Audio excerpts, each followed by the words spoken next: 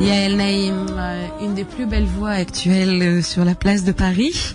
Elle, je ne sais pas si vous vous souvenez, elle jouait dans les spectacles Les 10 Commandements et Gladiateurs.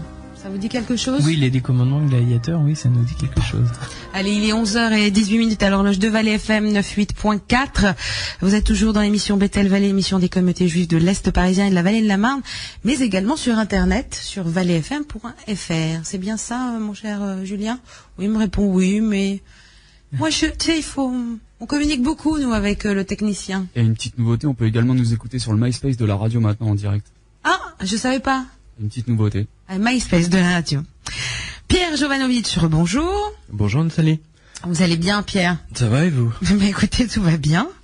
Cette fois-ci, vous nous revenez avec un livre qui s'appelle Le mensonge universel. On vous avait quitté il n'y a pas très longtemps, puisque vous étiez là au mois de juillet. Oui, c'était pour Micah Valtari, c'était pour voilà. Jésus le Nazaréen en fait. Voilà. Mais cette fois-ci, vous êtes l'auteur de ce livre. Voilà. Avec un sous-titre, on va dire un peu provocateur, le texte sumérien qui a servi à composer le Jardin d'Éden, et comment il a été modifié par l'auteur de la Bible pour nous culpabiliser. Déjà, ça veut dire beaucoup. Alors, au lors, nous entamons une nouvelle année juive.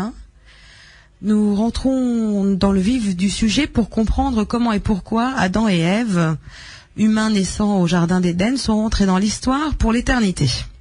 Alors, cette histoire aurait pu être l'histoire d'une, on va dire, un long fleuve tranquille, d'un grand peuple ou d'une grande lignée, mais c'était sans compter sur vous, Pierre Jovanovic. Qui, comme à son habitude, nous revient avec un livre percutant et empli de réponses qui vont sans doute bouleverser notre monde. C'est pour ça d'ailleurs qu'on vous avait invité pile poil à cette date-là, puisque hier, encore dans toutes les centres communautaires de France et de Navarre, nous lisions Bereshit, c'est-à-dire la création du monde. Alors, moi, la grande question que je me suis posée, c'était, et si on nous avait menti, finalement? Et si tout cela n'était que parodie d'une histoire déjà connue et diffusée par-delà les ondes depuis de millions d'années. Alors, remontons le temps avec vous, Pierre, pour découvrir les textes sumériens, bien évidemment, et revenir, on va dire, à l'essentiel. Oui. Hein? Vous savez, la création du monde, c'est pas moi qui le dis. D'ailleurs, même en ce qui concerne, puisque je dis dans ce livre que le livre de la Genèse est un plagiat pur et simple d'un texte sumérien, mais je ne suis pas le premier à le dire. La seule différence, c'est qu'il y a beaucoup d'universitaires et de théologiens et d'exégètes, effectivement, le reconnaissent. En revanche, personne n'a osé, effectivement, consacrer un livre à ce sujet uniquement. Vous avez, je pense que vous avez une ample bibliographie à la fin, et je tiens à préciser que le plus grand sumérologue de tous les temps, Samuel Noah Kramer, lui-même était extrêmement embêté avec ce texte, parce que c'était son texte favori. Mais en même temps, il était conscient du fait que s'il montait vraiment au créneau publiquement ou s'il faisait un livre, il allait se faire massacrer, d'abord par sa propre communauté juive, puisqu'il était juif, et ensuite par les chrétiens, et bien entendu par l'islam. Enfin bon, c'est une moindre mesure. Mais c'est vrai que le texte Enki et Ninursag est le texte qui a servi au rédacteur du livre de la Genèse, qui pour moi est un pauvre garçon, parce qu'il a réécrit, il a censuré le texte. L'ère du politiquement correct ne date pas d'aujourd'hui. Déjà à l'époque, on l'avait. Il a enlevé. Il faut savoir que le texte Enki et Ninursag est quand même un texte très sexuel, mais les Sumériens n'avaient pas de sens de l'obscène. Pour eux, faire l'amour, c'était comme manger, donc c'était quelque chose de tout à fait naturel.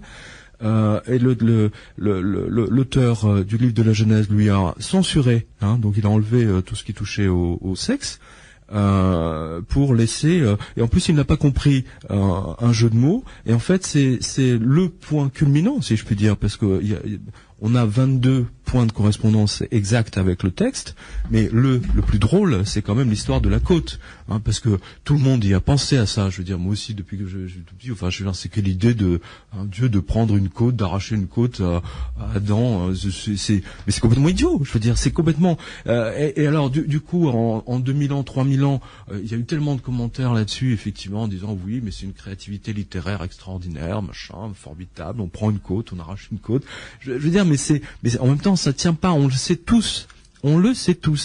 Et si vous prenez donc toute l'histoire de la littérature mondiale, qu'elle soit antique, sumérienne, médiévale, ultramoderne ou de la Renaissance, il n'y a que 2 textes où vous avez une femme qui naît de la côte d'un homme. Hein. C'est bien entendu le livre de la Genèse. Mais avant ça, il y a quand même un texte beaucoup plus ancien qui s'appelle Enkidu-Nursag, dans lequel on retrouve d'autres paramètres littéraires dans le livre de la Genèse, hein, et la création du monde, on l'a également dans le Enuma Elish, exactement dans le même process en fait. Donc moi, ce que je dis, si vous voulez, c'est que c'est pas tant, ce qui me gêne, c'est pas le livre de la Genèse, que ce soit un plagiat, si vous voulez. Hein, Abraham est né à Ur, quand même. Ur était on ne peut plus sumérien. Son père venait d'une autre ville, qui était également sumérienne, même s'il était dans Turquie. Abraham, si on dit qu'il est juif, il est quand même avant tout sumérien. Faut pas l'oublier, c'est un béaba, c'est tellement évident que oui. Et donc il a quand même hérité je veux dire, il y a quand même une culture de que ce soit la sienne ou celle de ses parents et de l'ensemble de cette communauté. Et ce qui me gêne dans le texte du livre de la Genèse, c'est qu'on s'en soit servi. Hein, pour culpabiliser les gens. Et je dirais, parce que vous savez, dans le Figaro Magazine d'il y a à peu près 3 semaines, je pense qu'il y a beaucoup de gens qui l'ont vu, parce qu'il y a 5 millions d'exemplaires, tout le monde, quand même, on peut pas y échapper. Il y a une photo extraordinaire, une grande photo, vous savez, sur double page. Ouais. Vous avez un bus. Alors je sais plus si c'est à Jérusalem ou à Tel Aviv. Et vous avez des curés, des rabbins, orthodoxes, qui sont en train d'insulter une femme et qui la forcent à monter à l'arrière du bus. Aujourd'hui encore, je veux dire, c'est quand même hallucinant de voir qu'en 2007, on a une ségrégation typique, hein, comme aux États-Unis avec les Noirs. Je veux dire, faut arrêter. Et tout ça au nom du livre de la Genèse, au nom de cette soi-disant chute de l'homme. Mais c'est une vaste fumisterie. Et Samuel Noah Kramer a été le premier, c'est celui qui a quand même consacré plusieurs ouvrages, il le dit régulièrement, et le tout premier qu'il a vu, c'était pas parce que Samuel Noah Kramer était un de ses élèves, si je puis dire, c'est le prêtre dominicain, Vincent Schell, hein, qui est le grand découvreur, c'est un assyrologue, et c'est lui qui a découvert, vous savez, le code d'Hammurabi, hein, que tous les avocats connaissent, etc. Parce que c'est le premier code de loi de l'humanité, hein, qui est au Louvre. Il a mis 3 ans à la décoder, donc c'est un grand assyrologue, et il est le premier à avoir dit, effectivement, mais là, c'est ça le texte, le vrai texte, il est là, parce qu'ils le savent tous. Le déluge, vous l'avez également dans la Bible, mais c'est un texte beaucoup plus ancien, sumérien. Mais tout le monde a focalisé sur le déluge, hein, surtout qu'on ne parle pas du texte Enkidu-Nursag. Alors effectivement, je suis le premier à oser écrire un livre. Alors justement, puisque vous êtes le premier à le dire et à le révéler peut-être ici, est-ce que déjà dès le départ, quand on va écrire un livre comme ça, ou en plus avec un titre assez provocateur, Le mensonge universel, est-ce qu'on se dit on a perdu d'avance ou on se dit il faut l'écrire parce que c'est important, c'est essentiel pour notre histoire à tous, parce que il manque un maillon de la chaîne et il faut absolument que je le rétablisse? Oui, absolument. J'ai vraiment pris cette option. J'étais conscient, si vous voulez, de ce que ça entraînait. Mais en même temps, vous savez, j'ai beaucoup travaillé au Collège de France, au département assyrologie. Le professeur Durand, donc, m'a donné, si je peux dire, la permission, parce que c'est réservé uniquement aux étudiants de oui, d'ailleurs, j'ai vu qu'à un moment vous le remerciez longuement parce que j'ai également travaillé avec le professeur Attinger, qui m'a fait vraiment le privilège. Il m'a offert sa traduction scientifique du texte. Mais il y a et donc j'ai discuté avec les assyrologues. Vous savez, les assyrologues, le monde des assyrologues, c'est vraiment le monde des sous-mariniers, vous voyez, dans le monde universitaire. Ils discutent entre eux, ils savent plein de trucs sur les textes qui composent la Bible, enfin du moins les premiers textes, bien entendu. Et ils le savent tous depuis très longtemps, mais ça fait partie des choses, vous savez, monter au créneau en disant c'est aller au massacre. Alors c'est un petit peu mettre un coup de pied dans une fourmilière. Je sais même pas. J'estime, si vous voulez, que pour moi c'était tellement. Vous savez pourquoi je suis révolté? Parce que on a culpabilisé ma sexualité, on a culpabilisé ma nudité, et je ne peux pas supporter que, au nom d'un texte qui est un plagiat pur et simple, qui est un tissu de mensonges. Adam n'a jamais existé dans le texte, Ève non plus, il n'y a jamais eu de serpent. C'est vraiment l'adaptation de Enki Ninurság qui se passe dans un jardin. Mais pourquoi ils ont jamais des noms plus simples à le dire? Mais parce qu'ils n'osent pas, c'est tellement plus simple. Non mais Enki et puis l'autre, j'arrive jamais Ninurság, c'est une Ninurság, voilà. C'est tellement plus bête, hein. Faut pas s'appeler tout le monde Pierre et Nathalie ou Jacques, je sais pas. C'est comme ces rabbins qui forcent la femme juive à monter à l'arrière du bus, surtout qu'elle ne se mélange pas avec l'homme. Alors on va pas généraliser, c'est pas le cas de tout le monde, hein. Non, c'est pas le cas de tout le monde, mais quand même. C'est pas le cas de tous les rabbins. Non, mais Dieu merci, mais quand même, c'est révélateur. On est en Israël, là. C'est quand même extrêmement révélateur. Je veux dire, ça ne se passerait pas en Israël, mais vous aurez tout un tas d'associations de libération de la femme. Mais en Israël aussi, il y a des associations de la femme qui militent. Cette photo était extraordinaire. Elle était extraordinaire. On a raté ce rendez-vous. J'étais pas dans les 5 millions malheureusement qui ont lu le Figaro. Oui, c'était il y a 2-3 semaines dans le Figaro magazine. Vous savez, au début, il y a une double page centrale de Photoshop comme ça. Et j'ai l'impression, si vous voulez, que ça portait, je veux dire, c'était vraiment là. Et quand j'ai vu cette photo, je me suis dit, j'ai raison. Même si je me fais massacrer par tout le monde, je dois le faire et je dois le dire. Et je ne suis pas le premier. Attendez, je veux vraiment corriger quelque chose. Oui. Depuis 50 ans, il y a quand même un certain nombre d'assyrologues qui l'ont dit. Mais ils se retrouvent tous, vous savez, dans des séminaires à Oxford, dans des villes universitaires, à Charlottesville. Ils discutent de ça entre eux. Ils se font des traductions extraordinaires. Ils vont discuter du plus que parfait dans le sumérien, de l'emplacement de quelques trucs. Mais la signification même, je veux dire, le fait que la déesse Ninti naisse de la côte d'Enki, ça choque personne.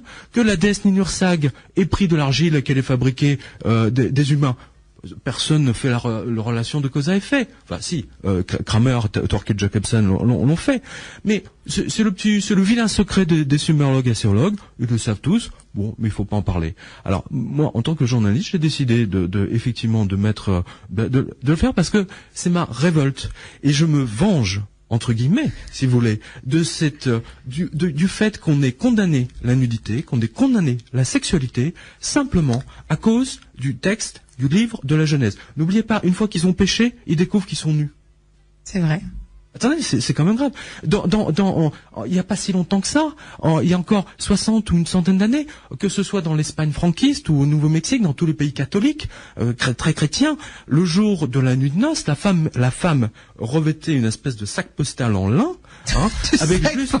avec juste un trou au niveau de son sexe, parce que lorsque le mari va commettre le péché de chair, il ne doit pas voir la nudité de sa femme. Et ça quand même, ça a duré. Par contre, ça, je ne le savais pas. Mais ça a duré quand même. Dans les pays catholiques. Oui. Mais oui. Ah, je ne savais pas. Le clergé a limité la sexualité. Il y a même un universitaire français de la Sorbonne qui avait calculé qu'au Moyen Âge, si nos ancêtres avaient respecté les 10 jours ou les 20 jours d'abstention avant Pâques, les 15 jours d'abstention, les jours du carême, c'est ça voilà. Non, mais toutes les fêtes religieuses, possibles et imaginables, puisque, eh bien, dans ces cas-là, nos ancêtres auraient eu exactement 24 jours dans l'année pour faire l'amour. C'est un beau record. Non, mais c'est extraordinaire. Je veux dire, l'histoire de la sexualité européenne, est absolument édifiante. On s'est servi, je veux dire, le pire de tous, ça a été Saint Paul et Saint Augustin. C'est eux qui ont en rajouté une couche, parce que là, on peut dire que là, Saint Augustin, c'est le plus grand. Lui, il a carrément inventé le truc en disant, oui, d'accord, bon, Adam et Ève ont peut-être péché, mais nous, chaque fois qu'on fait l'amour, on recommence le péché. C'est lui qui a inventé ça. Il a rajouté une couche. Il a rajouté une couche. Saint Paul, en se servant de Saint Paul, qui disait que la femme était un corps sans tête, que faire l'amour c'était un crime juste après l'homicide. Enfin bon, vous avez toutes les coordonnées dans mon livre. Mais c'est monstrueux ce qui a été fait. On s'est servi de ce texte du livre de la Genèse, qui est un tissu, je le répète à toutes les personnes qui nous écoutent, un tissu d'ânerie. Un tissu d'ânerie. Alors avant de comprendre comment et pourquoi, moi page 17 de votre livre, voilà, il y a un tableau comparatif. Il y a un tableau comparatif. Alors on va pas comparer des prix ce matin, on va comparer la nature du rôle de Dieu dans les textes sumériens et autres différences 2500 ans avant Jésus-Christ, avant Jésus-Christ, et nature du rôle de Dieu dans le texte hébreu et autres différences 900 ans avant Jésus-Christ. Alors pour les Sumériens, il est féminin. Voilà. Il déjà. Vous marquez c'est le rôle. Pour les Hébreux, dans le texte hébraïque, il est masculin. Alors, il a formé les hommes et les femmes avec de l'argile dans le texte sumérien. Et dans le texte hébraïque, il a formé Adam seulement à partir d'argile. Exactement, c'est curieux, hein. Alors, ils ont séparé les cieux dans les deux cas. Alors, dans le texte sumérien, il vit en couple. Il a une activité sexuelle aussi. Oui, et par contre, dans le texte hébraïque, lui, il est célibataire et il n'a pas d'activité sexuelle. Exactement. Donc ça aussi. Alors, chez les Sumériens, il est visible. Dans le texte hébraïque, il est invisible. Alors, il vit dans le jardin de Dilmun. Voilà. Ça aussi, c'est toujours très compliqué, vos noms, Pierre. Ah, c'est pour être, c'est des noms sumériens. Dilmun, c'est l'île de Bahreïn aujourd'hui. Voilà, Dilmun. Et par contre, dans le texte hébraïque, il plane au-dessus du jardin d'Éden. Alors, dans les deux cas, c'est l'omniprésence de fleuves et présence de pierres précieuses. Voilà. Ça aussi, c'est important de le dire. Oui. Alors, dans le texte sumérien, Utu est séduite par des fruits, dont des pommes. Ève, par contre, est séduite par une pomme. Absolument. Ensuite, Isimud encourage Enki à goûter les arbres et les déesses. Alors que dans le texte hébraïque, le serpent encourage Ève à goûter le fruit de l'arbre. Nintiv naît d'une côte d'Enki, et Ève naît d'une côte d'Adam. Alors, ensuite, Enki découvre qu'il va mourir après avoir mangé les plantes des arbres. Oui. Alors que dans le texte hébraïque, Adam et Ève sont condamnés à mourir après avoir mangé de l'arbre. Et, dans les deux textes, surtout dans le texte sumérien, Dieu maudit Enki, qui est seul responsable de la faute, alors que dans le texte hébraïque, c'est Dieu maudit Adam et Ève. Voilà. Donc Adam, lui, sera obligé de travailler, et Ève enfantera dans la douleur. Voilà. Aujourd'hui, il y a la péridurale. Et vous finissez dans le happy end et le bad end. Dieu guérit Enki et tout rentre dans l'ordre. Ça, c'est dans la happy end. Et dans la bad end, malheureusement, qui est dans le texte hébraïque, Adam et Ève sont condamnés et doivent quitter le jardin d'Éden. Tellement. Alors, dès le départ, quand moi j'ai ouvert votre livre, je me suis dit, ça y est, je m'en prends une en plein dans le visage. Là, mon Dieu, qu'est-ce que je vais trouver après? Alors, j'ai dit, je vais partir du consensus où il y a deux histoires, ou deux mondes parallèles qui vont à un moment se rejoindre. Oui. Alors, il faut dire que quelquefois j'ai un peu tremblé, je me suis dit, mince, depuis que je suis enfant, je vis sur cette histoire. Moi, j'aimerais bien continuer à vivre sur cette histoire quand même, parce que pour moi, c'est tellement plus confortable. Voilà, c'est vrai, mais je le reconnais aussi. Mais par contre, c'est vrai si on dépasse tout ça, si on analyse aussi ce que vous écrivez et ce que les assyrologues, ce que aujourd'hui les sumérologues ont découvert, on se dit quand même, on doit s'ouvrir à la réflexion. Alors, elle est peut-être pas toujours bonne, je sais pas, en tout cas dans tous les cas, mais on doit s'ouvrir à cette réflexion, et cette réflexion peut nous amener sur certaines réponses aux questions que nous nous posons depuis l'enfance. Ou peut-être comme vous, sur la sexualité, sur la nudité, ou sur bien d'autres choses. Alors, c'est vrai que quand on voit ça, on est un peu perplexe, on se dit, mon Dieu, est-ce qu'on tombe dans l'autre monde et on fonce tête baissée, ou est-ce qu'on reste sur ses convictions? Moi, j'ai essayé de vous suivre, j'ai pas toujours accepté, mais en tout cas, vous défendez la thèse sumérienne jusqu'au bout, et je me suis dit, c'est pas si faux. Alors racontez-nous un petit peu ce travail, parce que là c'est un vrai travail de fond que vous avez fait. Parce que là, sincèrement, j'aurais jamais pu le faire. Écoutez, vous savez, je suis tombé si vous voulez sur ce texte par hasard. Et encore, je ne l'avais pas lu jusqu'au bout, parce que même les sumérologues, vous savez, même dans le monde des sumérologues, si vous voulez, c'est vraiment, c'est leur gros vilain secret. On peut dire ça comme ça. En revanche, une fois que j'ai découvert, je me dis mais c'est quoi cette déesse qui naît d'une côte? C'est quoi cette histoire? Et là, je découvre qu'en fait, c'est un jeu de mots, c'est un calembour. Alors, pour toutes les personnes qui nous écoutent, on va expliquer l'histoire sumérienne. Hein. L'histoire sumérienne, c'est il y a un dieu qui séduit toutes les déesses. Hein, on résume. Il séduit toutes les déesses dans le jardin de Dilmun. Hein, il fait l'amour avec elles et à chaque fois il y a un bébé qui naît et ensuite une fois qu'elles ont grandi, alors donc une fois c'est la déesse des pâturages, la déesse des montagnes. Donc il crée un peu les choses. Enki est un dieu créateur, c'est un grand créateur. Et jusqu'au moment où sa femme est un peu jalouse, donc c'est la déesse Ninhursag, elle est jalouse. Et puis une fois juste après qu'il ait fait l'amour avec la déesse Utu, la déesse Ninhursag arrive, elle enlève sa semence, son sperme, et le répand sur la terre, dans le jardin en fait, dans ce jardin. Et la terre féconde le sperme et donc il y a 8 plantes qui poussent, c'est des arbres, alors toutes sortes d'arbres, la plante douce, la plante épineuse, etc. Enfin, il y a plein de choses. Et donc quelque temps plus tard, le dieu Enki revient et puis il voit ces 8 plantes et il ne comprend pas. Il dit je suis un dieu, je connais toute la création. Qu'est-ce que c'est que ces plantes-là qui viennent de pousser? Je les connais pas. Et donc il est avec son conseiller, le conseiller Anunnaki, Izimud. Encore une fois des noms hyper compliqués. Voilà, on va dire le conseiller. Mais et donc il encourage, on va goûter, tiens. Et donc il prend une branche de chaque arbre et le dieu Enki goûte. Et ce qu'il ne sait pas, c'est qu'il se mange lui-même. Il mange en fait ses enfants, si je puis dire. Hein, donc il mange les 8 plantes et comme il les trouve finalement, il trouve que c'est un goût étonnant. Eh bien, il agit comme un dieu, c'est-à-dire qu'il décrète le destin. Hein. Il va décréter le destin des 8 plantes, comme il décrète le destin des montagnes, de la terre, etc. Et là, la déesse Ninhursag est folle de rage. Elle le maudit, elle lui jette un sort et il va mourir en disant mais c'est ma prérogative, tout ce qui est plantes, etc. c'est à moi, c'est moi qui décrète les destins. Et là le dieu Enki tombe gravement malade. Hein, et donc tous les autres dieux viennent autour de lui, ils essaient de le soigner, mais ils n'arrivent pas à le soigner. Et donc là, je résume, il y a un renard qui apparaît, qui va retrouver la déesse Ninhursag, qui est quand même réfléchi, quand même, c'est bon, je l'aime bien, je l'aime, etc. Donc elle revient dans le temple où est allongé le corps d'Enki. Hein. Et là, qu'est-ce qui se passe?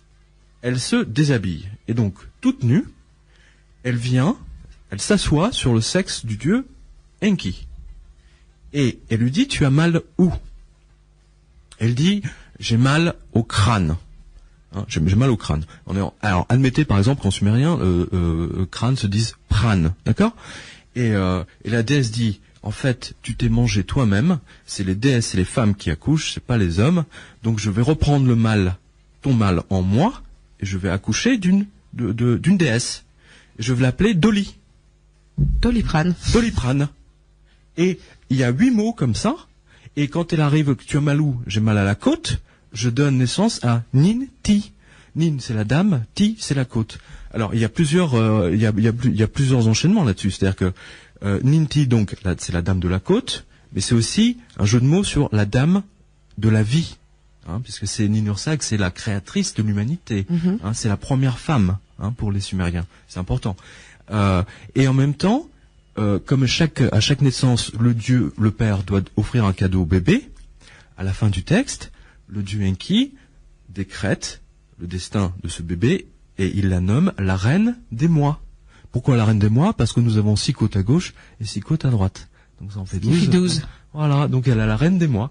C'est un jeu de mots et tout est en fait un jeu de mots. Et le rédacteur hébreu J, celui que les spécialistes appellent J, il n'a pas du tout compris le jeu de mots. Il a même enlevé, si je peux dire, les 7 autres naissances et il n'a gardé que la naissance de la côte d'Enki, c'est-à-dire Ninti. et celle qu'on va appeler Ève, tout simplement. Allez, on va marquer tout de suite une pause musicale et on se retrouve après parce que je vois que Jacques est en train de bouillir. Donc on va lui donner l'occasion de parler tout de suite après cette chanson de All Star. On continue notre interview avec Pierre Jovanovic pour son livre Le mensonge universel, sorti aux éditions Le Jardin des Livres. Il est sorti il y a pas longtemps, Pierre. Début septembre. Début septembre, au prix de 19,90 €. Ça, c'est important de le dire. Alors depuis tout à l'heure, je vois mon ami Jacques qui bouillonne. Oui, c'est vrai qu'on a parlé du texte sumérien, du texte hébraïque. Alors vas-y, parce que lui nous a préparé un peu plus longuement le côté de la Genèse, parce que c'est devenu un spécialiste maintenant sur l'antenne. Donc voilà, on va dire ça comme ça. On va dire ça converser. Comme ça. Alors bon, je bouillais un petit peu là tout à l'heure parce que avec tout ce qu'on avait dit, mais il faut savoir que l'origine de la Genèse effectivement, c'est donc Bereshit bara Elohim Taretz Veshamim. C'est vrai que pour moi, vos noms sont aussi compliqués que les noms sumériens. Hein. Bien sûr.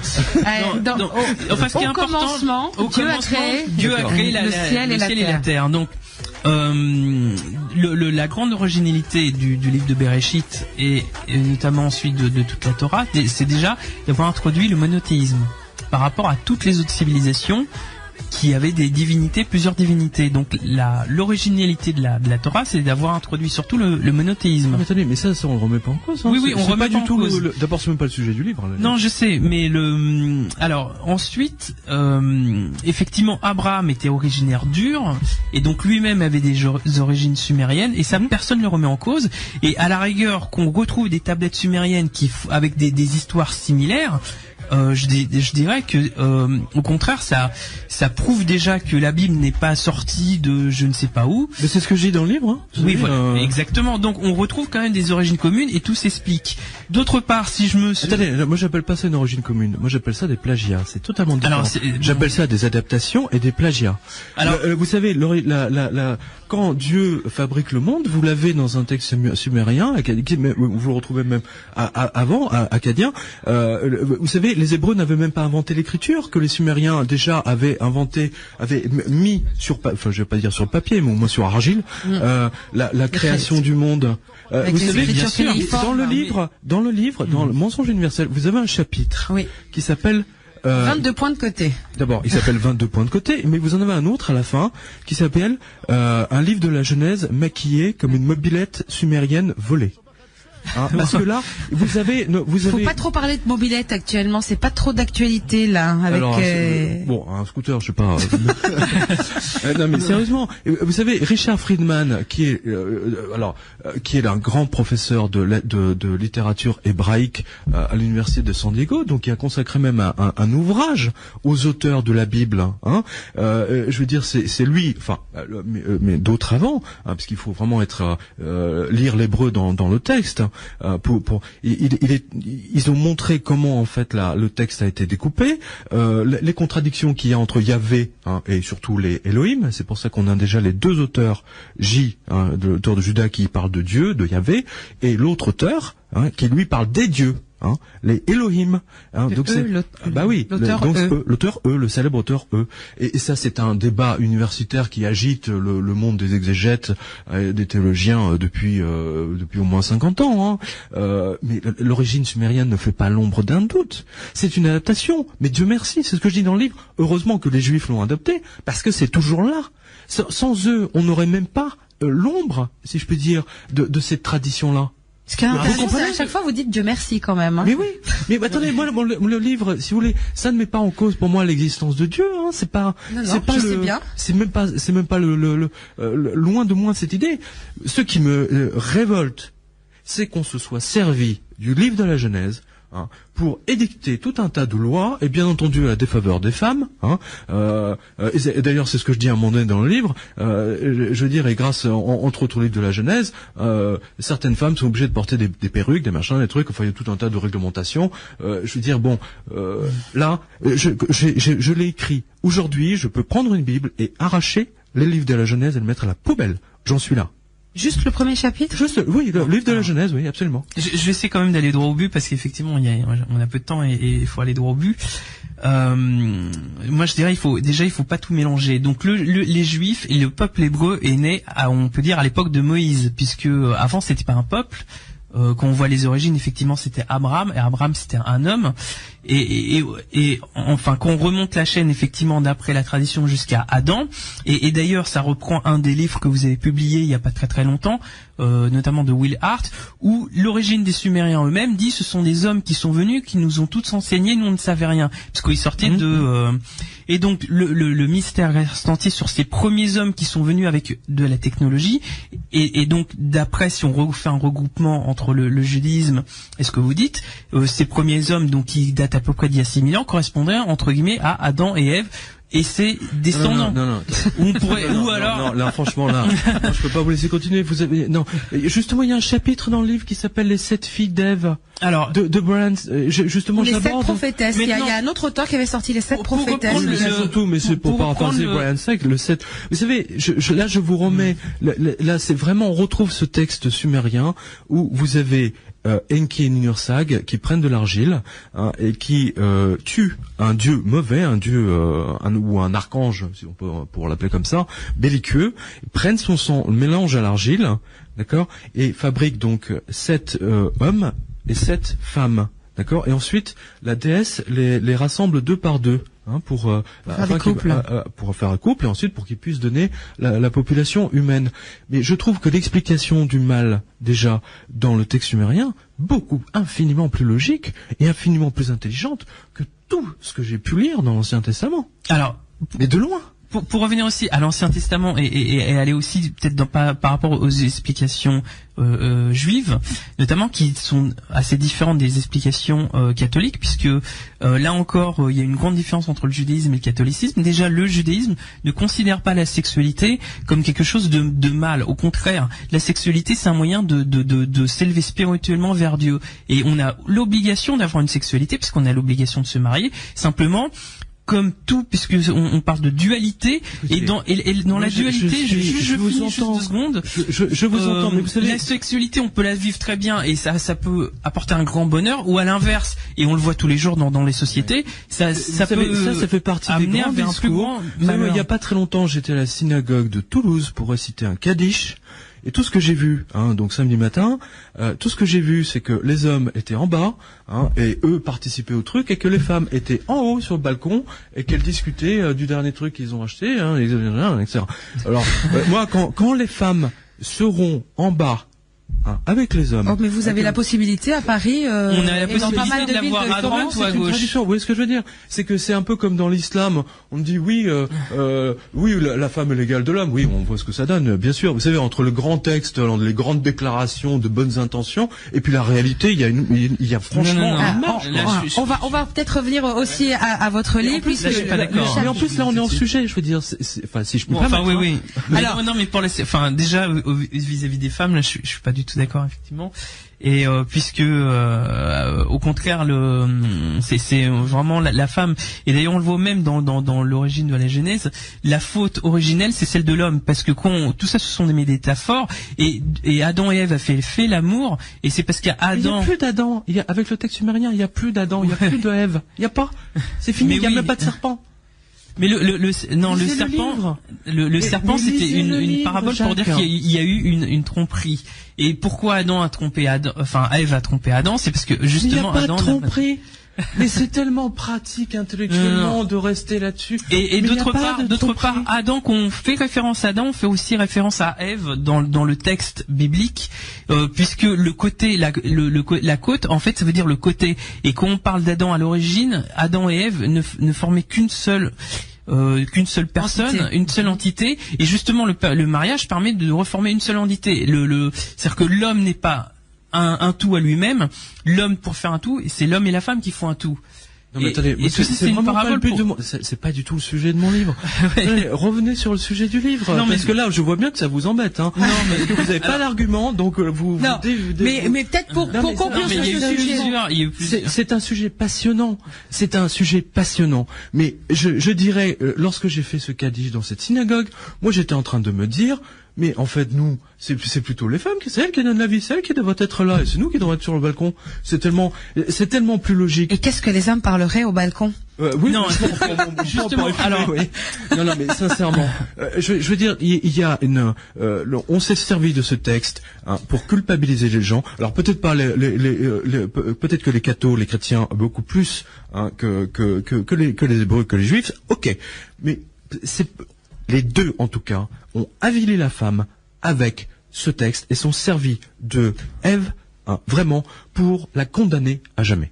Non, alors vous ne pouvez pas dire le contraire. Non, là je dis complètement le contraire et j'essaie de l'argumenter. La preuve, c'est que ceux qui ont besoin de faire un travail sur eux-mêmes et de travailler, ce sont les hommes. Donc c'est pour ça que ce sont eux qui ont le plus d'obligations. Pour justement, parce que sinon, qu'est-ce qu'ils feraient? On le voit bien dans l'histoire et à travers le monde. Ils chasseraient, ils tueraient, ils feraient des horreurs et compagnie. C'est ce qu'ils font.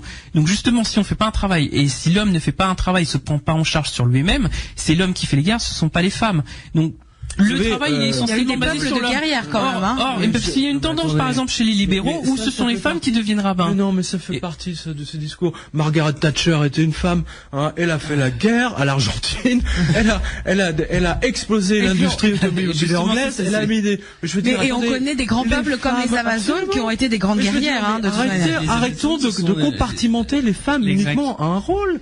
Mais c'est complètement ridicule. Alors, il nous reste vraiment que 5 minutes. Moi, je voudrais juste revenir, parce que dans le chapitre 6, on a parlé tout à l'heure de 22 points de côté, vous reprenez point par point. Et ça, c'est extrêmement intéressant, parce que vous reprenez comme la pomme, comme le sexe, comme la tentation, la punition, et les arbres, voilà, ça par contre, j'ai découvert... Les passages côte à côte. Exactement. Donc, vraiment, le lecteur peut vraiment faire son opinion. Moi, j'ai dit, voilà ce que j'ai trouvé, voilà ce que j'en pense. Je donne toute la bibliographie, y compris universitaire. Il faut aller chercher les trucs universitaires, je peux vous le dire. C'est vraiment des mois et des mois de recherche. Mais là, le lecteur et la lectrice peuvent vraiment faire leurs décisions eux-mêmes. Je veux dire, moi, je suis pas là en train de dire j'ai découvert la vérité. Samuel Noah Kramer et d'autres l'ont découverte avant moi, mais je suis le premier à oser en faire un livre. C'est toute la nuance. Oui. C'est vraiment la nuance. Et puis au chapitre 15, là où j'ai été vraiment époustouflée, parce que vous parlez du paradis, et je pense que depuis tout à l'heure on parle du jardin d'Éden ou d'un jardin de plantes, et là vous mettez le point sur le paradis. Ce que tout le monde aspire en fait. Oui. Où est le paradis? Où est le paradis? Alors où est le paradis? Ça c'est la grande question. Vous essayez aussi de répondre et de donner des réponses justes et des réponses qui s'adaptent également à notre judaïsme. C'est ça qui est aussi intéressant. Et justement. Parce que je voulais finir un peu sur cette envie aussi de vous dire que c'est très intéressant, qu'il faut lire ce livre absolument pour découvrir. Mais ce paradis pour vous, est-ce qu'il existe ou est-ce que vous l'avez trouvé ou pas, Pierre, finalement? Ah oui, tout à fait. Mais vous savez, moi, je l'ai trouvé déjà depuis longtemps. On en a parlé ici ensemble avec mon livre précédent, Enquête sur l'existence des anges gardiens. Exactement. Ça, on le trouve. Et paradoxalement, vous savez, Bernard Werber, qui vient de publier le tome 3 de son livre sur les dieux, arrive grosso modo à la même conclusion. C'est-à-dire qu'effectivement, il y a ce qu'on appelle ces ouvertures, ces tunnels, et le paradis est de l'autre côté. Ici, nous sommes dans ces corps pour apprendre un tas de choses. Nous sommes en cours, si je puis dire, tout simplement. Je veux dire, et nous sommes humains avec nos limitations et nos défauts. Et la femme n'a pas fait plus de péché que l'homme. Faut arrêter ce truc. Et c'est pour ça que j'ai écrit dans ce livre plusieurs fois, quand les rabbins feront descendre les femmes de leur balcon et qu'elles pourront, je parle pas il y en a certains, mais c'est quand même la majorité, eh bien, je veux dire, ils pourront nous donner des leçons. Mais il faut arrêter. Vous savez, les cathos, c'est pas pour autant qu'ils ont enlevé, les catholiques le savaient. Le père dominicain Vincent Schell, la première chose, il a fait son petit rapport au pape de l'époque. Ensuite, au Louvre, puisque n'oubliez pas, cette tablette, elle est aussi au Louvre, elle est exposée au Louvre. Exactement, je l'ai vue cette semaine d'ailleurs. C'est vrai? Et oui, j'étais au Louvre cette semaine, j'ai été la voir exprès pour vous, Ça, je peux vous le jurer. C'est mercredi. Ensuite, tenez-vous bien, il y a eu un autre père, un autre curé qui a traduit la tablette pour le Louvre. Et qu'a découvert le professeur Durand? Qu'il a bidouillé. Et à la fin d'ailleurs de votre chapitre 6, il y a l'illustration. Surtout pour qu'on ne fasse pas le rapprochement, vous voyez, parce que aussi bien catho que hébreu, ils coupent la branche, si je peux dire, de l'arbre du jardin d'Éden sur laquelle ils sont assis.